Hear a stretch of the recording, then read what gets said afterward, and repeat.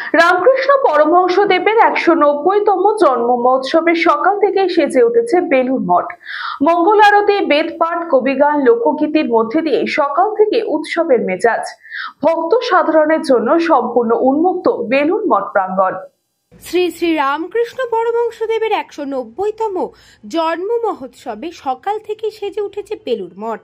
ভোর 4:30 মঙ্গল আরতির মধ্যে দিয়ে যে অনুষ্ঠানের শুভ সূচনা, তা সারা দিনভর নানান অনুষ্ঠানে সুসজ্জিত। ঠাকুর শ্রী রামকৃষ্ণদেবের মন্দিরের ডান দিকে গঙ্গার ধারে অস্থায়ী মঞ্চে সকাল থেকেই চলছে নানান ধর্মীয় অনুষ্ঠান। বেদ পাঠ, স্তব, গান, ভজন, রামকৃষ্ণ পুঁথি পাঠ ও ব্যাখ্যা, পদাবলী কীর্তন, ভক্তিগীতি, বাউল গান, কবিগান, লোকগীতি। এছাড়াও আজকের এই বিশেষ দিনে ঠাকুরের নির্দেশে বেলুড় মঠ প্রাঙ্গণ সম্পূর্ণভাবে উন্মুক্ত করে দেওয়া হয় দর্শনার্থী ও মেলার উদ্দেশ্যে। সমগ্র মঠ জুড়েই ব্যবসাদাররা নানান পসরা সাজিয়ে বসেছেন। সকাল থেকেই চলছে বেচাকেনা।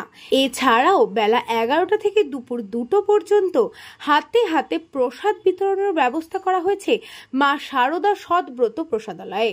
সন্ধ্যায় সন্ধ্যারতির পর এই অনুষ্ঠানের পরিসমাপ্তি, যা চাক্ষুষ করতে দূর দূরান্ত থেকে হাজার হাজার ভক্তের সমাগম আজ বেলুড় মঠ চত্বরে। এক কথায় বলা যেতে পারে, বেলুড় মঠ শ্রী শ্রী রামকৃষ্ণের পূর্ণভূমি। আজ সর্বধর্ম সমন্বয়ে মানুষের সমাগম হবে।